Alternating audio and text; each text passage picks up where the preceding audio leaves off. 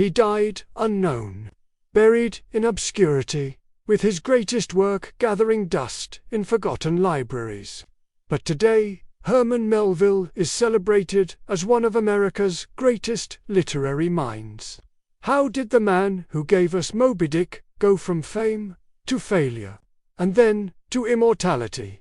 This is his story. Born in New York City in 1819, Herman Melville's early life was marked by tragedy.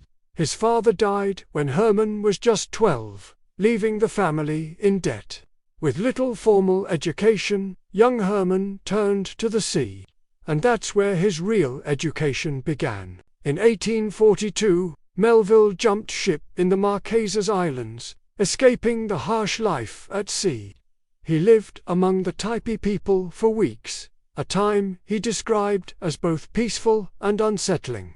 His adventures became the basis for his first book, Typee, published in 1846, and it was an instant hit. With Typee and its sequel, Omoo, Melville quickly gained fame as a writer of exotic adventure tales. Publishers were eager, readers loved him, and Herman had bigger ambitions. He wanted to write, not just for entertainment, but for art. In 1851, Melville released his masterpiece, Moby-Dick. It was unlike anything readers had seen, part adventure, part philosophy, part meditation on the human soul. But it was too strange, too ambitious. Critics were puzzled. Sales were poor. Melville's dream of literary greatness seemed to sink, just like Captain Ahab's doomed ship. For the next 30 years, Melville faded into obscurity. He took a job as a customs inspector in New York, quietly writing poetry that few would ever read.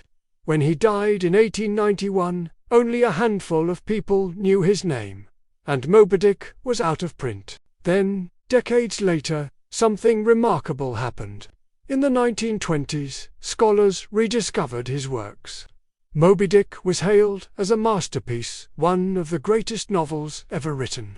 Melville's reputation soared, cementing his place in the pantheon of American literature. Herman Melville's life reminds us that genius isn't always recognized in its time, but great art lasts forever. So, next time you hear the name Moby-Dick, remember the man who wrote it not for fame, but for the love of the story.